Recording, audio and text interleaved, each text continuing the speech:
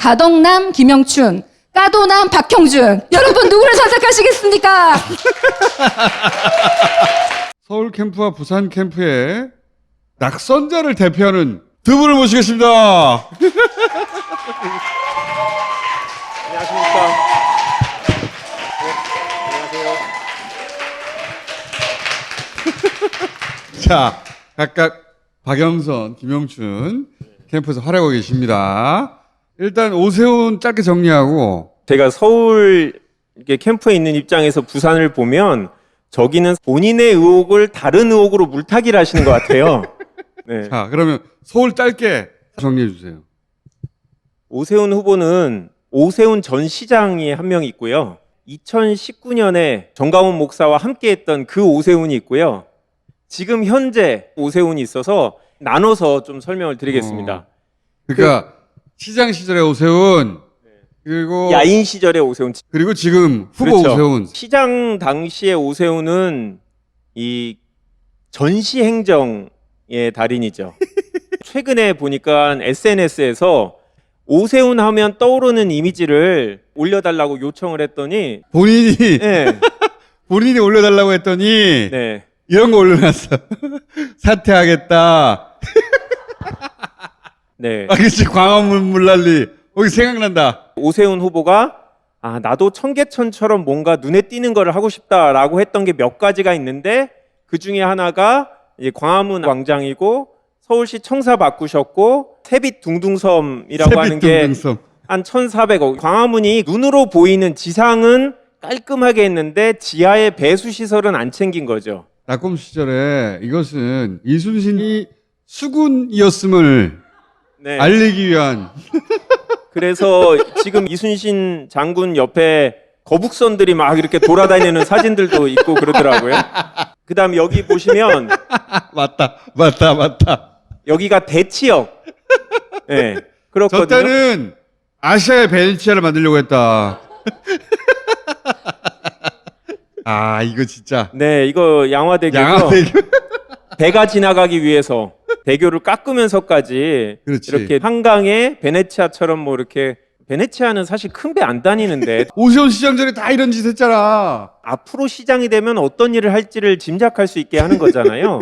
사퇴하겠다라고 했던 게 왼쪽 사진이고 오른쪽 사진은 이제 사퇴하면서 그러니까 그때 내 친구가 됐는데. 네, 오늘은 말이죠. 네. 오세훈 백수복귀 특집입니다. 특집. 이제 저는 오세훈의 간절한 친구 신청을 받아들입니다. 반갑다, 친구야. 그 다음이 이제 2019년에 그다음에 오세훈인데요. 그렇지. 두 번째 오세훈입니다. 10월 두 3일 번째 날 오세훈.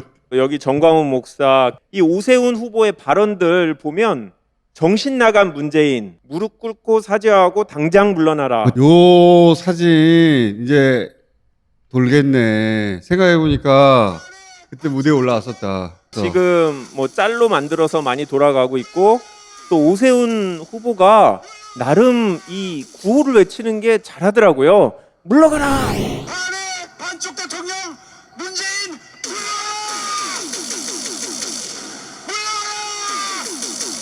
독재자 문재인에 의하는 대통령은 우리 경제가 올바르게 가고 있다고 합니다. 쭉쭉 신의 한자 넋두리 같은 소리를 하는데도 문재인 헌정 유린죄로 당신을 파면한다. 적자 대통령 문재인은 국민의 이름으로 파면한다. 여러분 사랑합니다. 오세훈 후보가 온건 보수로 포장돼 있지만 실질적으로는 태극기 부대라고 얘기하는 분들하고 전혀 다르지 않은 생각을 갖고 있다. 이게 두 번째 오세훈 얘기고요. 이때 이제 구구 라인업에 함께 들어가가지고 극단적인 얘기 진짜 많이 했지. 이거 이제 단일 후보가 됐으니까 신면으로 다시 올라오겠죠. 햇빛 둥둥서민이 물 넘쳤던 거라든가 전광훈 목사하고 사실은 후보 확정되자마자 포털에 이런 거 막 올라와야 정상이거든요. 그냥 안 올리지. 우리가 뿌리면 되지 뭐. 네, 지금 국민의힘 쪽 캠프에서는 아니 박영선 후보도 정광훈 목사 한 5년 전에 만난 적 있다. 무슨 행사인가 봤더니 국회 기도회예요. 국회에서 기독교 단체가 기도회를 하니까 각 당의 정치인들이 다 왔던 거거든요. 그걸로 예. 커버가 안 돼. 그걸로 이제 쌤쌤이 만들려고 하는데 그렇죠. 너무 강력하잖아 이거 이 이미지. 뭐 자기 한 말인데 어떻게? 그냥 했던 걸 그대로 보여주면 되는 거지. 마지막 내곡동을 이제 항공 위성 사진으로 찍은 겁니다. 위에는 2008년도고 위에 건 2008년도. 예, 밑에 사진이 최근에 이제 찍은 사진인데요. 밑에 사진을 보면 아파트 공공주택들이 이제 개발된 게 보입니다. 여기가 이제 개발된 예, 거예요. 거기가 오세훈 후보의 부인이 갖고 있던 땅이 있던 곳이고요. 위아래 사진을 보시면 달라진 곳은 오세훈 후보 부인이 갖고 있던 땅 그쪽들만 개발됐고 나머지 지역은 그대로입니다. 딴 거 다 똑같잖아. 근데 요랬던 곳이 요렇게 개발이 된 거예요. 거기는 완전히 이제 아파트 여기는 개발된 건데요. 여기는 똑같아요. 지금도. 비닐하우스들이 그대로 있거든요. 직접 차로 이렇게 골목골목 이렇게 돌아다녀 보고 이렇게 했는데 완전히 확연하게 차이가 나죠. 그래서 본인은 손해라고 얘기를 하는데 만약에 보상을 안 받았으면 여전히 그린벨트로 남겨 있고 그렇지. 선을 이렇게 그어가지고 여기가 포함되게 한 거예요. 네. 지도를 보면 확연하지 그게. 왜 문제를 삼냐면 본인이 시장이 돼서 완전히 새로운 기준을 가지고 땅을 지정을 새로 한 거거든요. 근데 만약에 환경부의 요청에 따라서 땅이 절반으로 줄여지면 오세훈 후보 땅이 포함됐다라는 보장이 없는 거죠. 그런데 이명박 대통령으로 바뀌고 오세훈 시장이 새롭게 지정 신청을 했다라는 거죠. 면적을 오히려 늘었어요. 환경부가 3차례에 걸쳐서 반대 의견을 공식 문서로 낸 것들도 다 갖고 있고 꼼꼼하게 그렇게 설명하면 안 돼. 네. 고쳐주세요. 예. 근데 그걸 몰랐다는 게 지금 말이 안 되는 게 공직자는 매년 재산신고를 한단 말이야. 신고할 때마다 2005년을 기준으로 계속 올라가던 가격이 왜 몰라? 계속 변하는데 가격이 본인이 존재와 위치를 몰랐다고 하려면 매년 재산신고라도 안 했어야 되는 건데 할 때마다 가격이 2005년 기준으로 올라갈 거 아니야. 이거 왜 오르지? 정말로 몰랐다면 몰랐을 리도 없지만 물어봤을 거 아니야 계속. 근데 계속 올라가는데 이게 가격이 자기가 신고하는데 말도 안 되는 소리를 하고 있어. 요거 빠져나가지 못하게 잘 3단 논법으로 막아놔야 돼요. 저보다 선명하신 분들을 모아서 그러니까 잘 교육해서 쉽게 설명하겠습니다. 자 우리 옆에 조용히 웃고 있던 겨우 그거야? 짧게 정리해 주세요. LCT. 네, 일단 공통점이 있어요. 듣다 보니까 하나는 정권을 잡았을 때 그 권력을 자신의 이권을 불리는 데 사용했다는 것. 두 번째, 뭐 했는지 보면은 과거 이명박, 박근혜 정부가 생각이 난다는 것. 세 번째, 동문서답하면서 빠져나가요. 이걸 보다 보니. 내가 MB 전문가 아니야. 야 많이 배웠구나. 최근에 오세훈 후보가 저는 그런 인생을 살지 않았습니다라고 얘기를 하셔가지고 그런 인생을 살지 않았습니다. 어디서 되게 들었는데라고. 자 LCT. 네. 그 해운대 백사장에 초고층 주산 복합 아파트예요. 서울로 따지면은 타워 팰리스 이러면 그냥 부의 상징이잖아요. 근데 부산에서 LCT는 부의 상징 플러스 비리의 복합체예요. 타워 플레이스 플러스 다스야 이게. 다스 팰리스. L 다스야 이게. 타워 팰리스 플러스 다스를 합친 거와 마찬가지 상징을 가지고 있는 건물이에요. 부산에서는. 자. 그래서 그 엘다스에 L 다스. 분양 의혹이 옛날에 있었고 지금도 뭐 이렇게 조사를 하고 있는데 박형준 후보가 거기 사는지도 몰랐어요. 선관위에 신고한 주소도 LCT가 아니고 다른 곳이에요. 딸과 본인의 이제 배우자, 가족이 나란히 최고 로얄층의 시세보다도 적은 가격으로 한날 한시에 산 게 과연 얼마나 정상적이었으며 작년에 엄마가 아들한테 웃돈 1억을 주고 그 아파트를 샀다는 거 아니에요. 처음에 그 말을 안 했어. 우연히 아래에 연결될 층을 가지고 있는 사람으로부터 정상 구매했다고 그랬어. 그냥 아들한테 샀지 형 그렇게 얘기 안 했어. 맨 처음부터 해명이 사실이 아니었단 말이야. 그리고 샀을 때 가격이 한 20억 정도였는데 지금 그게 시세가 40억씩 두 채. 이제 시세 차익만 해도 1년에 40억을 했는데 이런 사람이 서민 걱정을 어떻게 알아줄 수 있을까? 근데 진짜 웃긴 게 엄마하고 아들이 거래했다는 거 아니에요. 근데 이걸 가족끼리 그냥 서류로 처리하면 되잖아. 근데 부동산 사무소에 가서 했단 말이야. 우연히. 우연히 거기서 엄마와 아들이 거기서 우연히.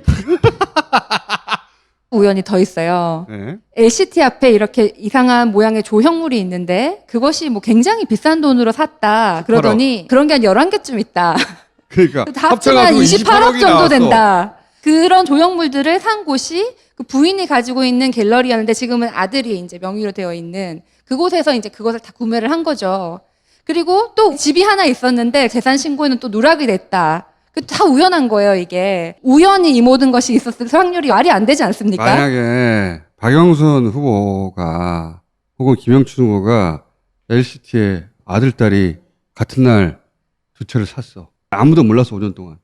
근데 작년에 아들이 엄마한테 집을 1억 웃돈을 주고 거래했다는 거 아니에요? 이유는 아들이 그걸 지불할 능력이 안 돼서. 근데 그때가 부동산 규제가 막 풀렸단 말이야. 그래서 집값이 20억이 뛴 거예요, 1년 사이에. 누구나 집값이 뛸 것은 알고 있었어요.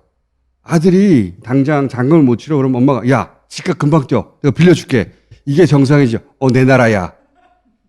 내가 이 집을 벌어야 되겠다, 야. 딸 집과 같은 라인에 우연히 매도자가 나와서 작년에 매입했다고? 그 거짓말이지. 처음엔 그렇게 말했어요. 분양권을 전매하는 경우에는 등기부등본에 안 나옵니다. 그렇지. 예, 그래서 지금 어떤 해명을 하더라도 검증이 어려울 거다라고 생각하고 변명을 계속 유지하고 있는 걸로 보고 있습니다. 성이 다르잖아. 네, 맞습니다. 성이 다르니까 몰랐어. LCT를 보면은 MB가 생각이 나요. 박형준이 만약에 부산시장이 되는 그런 끔찍한 일이 있으면은 앞으로 얼마나 많은 난개발이 있을까? 그런 것들이 너무 이제 무서운 거죠. 그리고 국회 사무총장 시절에 국회 식당 사업권을 이제 아내 동업자라고 하는데 건물 땅 공동 소유자예요. 아주 가까운 거야. 그 경제적으로 공동 운명체지 그 정도면. 근데 그 딸이 그 국회 식당 사업권을 가져왔어요. 처음에는 입찰 공고가 국회 홈페이지에 올라왔어요. 그러니까 사람들이 몰라 유찰됐단 말이야. 근데 박형준 국회 사무총장이 임명되고 나서 2차 공고가 나왔어. 그 2차 공고 이틀 전에 이 동업자의 딸이 법인 설립을 합니다. 바로 이틀 전에. 그 전에 법인도 없었다는 얘기예요. 개인이었다는 얘기야. 근데 사업자 등록증을 제출을 못해요. 왜냐하면 요식업은 이 보건교육도 받고 한참 걸려. 신고한다고 바로 나오지가 않아, 증이. 그래서 다른 업체가 들어왔는데 그 업체는 휴게소 운영 경험도 있고 모든 서류가 완비돼 있어. 제안서도 훌륭해. 근데 이게 떨어져. 이유는 아무도 몰라. 그 3차 공고를 다시 내요. 이 3차 공고를 낼 때까지도 사업자 등록증이 없어서 안 나왔어. 그래서 모집 요강에서 사업자 등록증을 빼줘. 사업자 등록을 안 해도 접수가 가능하게 만들어줬다고. 이게 말이 되냐고. 취재한 바에 하면 국회 사업자 중에 사업자 등록증도 없는데 사업자로 선정된 최초의 케이스야 이게. 업체로 선정된 다음에 사업자 등록증이 나온다고. 우연히 그렇게 된 거죠. 그 우연히. 근데 이게 더 올 때리는 거예요. 여기서 수도세, 전기세, 일체 유지비 이것까지는 들었잖아. 이게 보도가 잘 안 되는 게 뭐가 있냐. 인테리어 비용을 내줘 국회가. 그리고 임대료를 안 받아. 생각해봐. 인테리어 다 해줘. 임대료 안 받아. 유지비 안 내. 그냥 들어가가지고 땅 짓고 헤엄치게 하는 거야. 완전히. 거기다가 전용 엘리베이터를 만들어줘요. 국회의원도 아닌데. 그리고 전용 주차장을 줘. 이것도 국회 사상 최초야. 이런 게 보도가 안 되는 거야. 이 명분이 뭐였냐? 국회 직원 복지를 위해서. 그런데 그 직원들은 그 엘리베이터를 쓰질 않아요. 레스토랑 운영 경력이 없고 사업자 등록증도 없고 과거에 내가 뭐 어디서 예를 들어 셰프로 일했다든가 아니면 경력 증명이라든가 서류가 아무것도 없어. 그런데 선정이 됐단 말이야. 돈 잘 벌고 있어요 아주. 거기서 끝이 아니에요. 국회에 조형물이 이렇게 있어요. 과일나무 모양을 한 그것도 또 박형준 부인의 갤러리에서 가지고 사무총장 왔다. 시절에. 이분이 어디를 가시면은 아들도 잘 살게 되고 딸도 잘 살게 되고 측근까지 잘 살게 되고 뭐 배우자는 당연한 거고. 그죠? 어제 또 건물 하나가 나왔잖아. MBC가 보도한. 집 하나를 또 우연히 까먹고 재산 신고할 때 빼놨다. 네, 아까 등기를 안 말씀하신 했네 우연히. 집을 다 지었고 집에 사람도 살고 있고 보니까 세금 설치해놨더라고. 모든 걸 다 했는데 등기를 안 했어. 그 부자들이 세금을 아끼려고 그런 식으로 해요. 건물을 지어서 건축대장에는 등록을 하는데 몇 년 동안을 무등기 상태로 남겨둡니다. 그러면 관련 세금 중에 일부가 안 나온단 말이야. 그렇죠. 지방세 예, 하는 관련해가지고. 경우들이 있는데 문제는 건물이 지어진 이상 재산이거든요. 그러면 재산 신고를 해야 되는 겁니다. 공직자로서. 당연하지. 이게 부산시장 후보자 재산 신고를 바꿀 수 있는 날 전날에 보도가 됐어요. 등기를 까먹었다고 쳐. 하지만 건물을 까먹을 수는 없잖아. 그럼 재산에는 신고했어야 돼. 내 재산으로 건물이 10몇 억짜리가 있지. 어떻게 까먹을 수가 있냐고. 이게 실수라는 걸 그냥 넘어가준단 말이야, 언론이. 재산 등록에서 뺐잖아. 이 보도가 나오기 전까지. 이게 어떻게 실수냐고. 의도지. 그렇게 오락가락하는 게 한두 개가 아니에요. 딸의 입시비리 의혹이 있고 그 그건 당시에 저희가 아예 그 교수님을 좋습니다. 이 시간에 예. 모실 거니까. 예. 그리고 또 국정원 사찰, 그렇지. 예, 민간인 사찰 당시에 이제 MB 정부에서 요거 한두 개만 나와도 계속 비판받아야 되는데 뭐 이분이 시장이 되셔도 계속 검찰 조사 다니시느라고 시장 일을 하실 수 있으시겠어요? 이 중에 일부는 그냥 넘어갈 수 없는 것들도 있잖아. 아니 원문에 청와대의 홍보 기획관의 요청으로 이 원문이 작성되었다고 되어 있는데 그 당시에 홍보 기획관이 박형준 후보였거든요. 본인은 전혀 이제 모르쇠로 오리발을 내밀고 있죠. 토론회 때 뭐라고 그랬는 줄 알아요? 홍보 기획관이라고 써 있잖아. 사람이잖아. 이것은 제도를 말하는 것이다. 해명이 되는 게 거의 없어요. 해명이 되는 게 거의 없는데 그냥 넘어가. 자, 짧게 마무리 발언 한 번씩 하고 또 나올 것 같으니까. 오세훈 후보를 뽑게 되면 2번 시켜줬는데 3번째 시장이 되는 거고 연달아 3번 할 수 있으니까 본인이 5번 한다고 할 수도 있어요. 이명박 대통령을 시장과 대통령으로 뽑아서 우리 시민과 국민이 겪은 힘든 괴로움 다시 반복됩니다. 우리 진보층 지지자들은 우리 후보가 자랑스럽지 않으면 투표하지 못합니다. 저는 후보 가까이서 수행을 하면서 느끼지만 자신 있게 우리 후보가 오세훈 후보보다 낫다라고 얘기할 수 있습니다. 그 여러분이 그런 자신감을 가질 수 있도록 공식 선거운동 기간 동안 후보를 보여드리는데 노력하겠습니다. 도와주십시오. 자, 부산이 미래로 가느냐 후퇴하느냐의 그 갈림길에 있는 선거라고 생각합니다.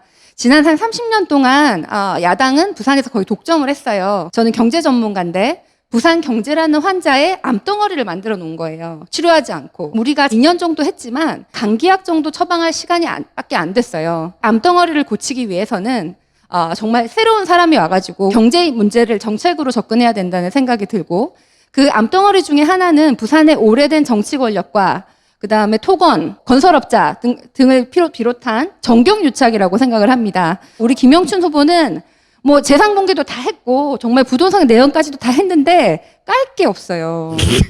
깔 게 없어. 깔 게 없어요. 정말 잘 살아오신 분이에요. 그래서 저는 이렇게 부릅니다.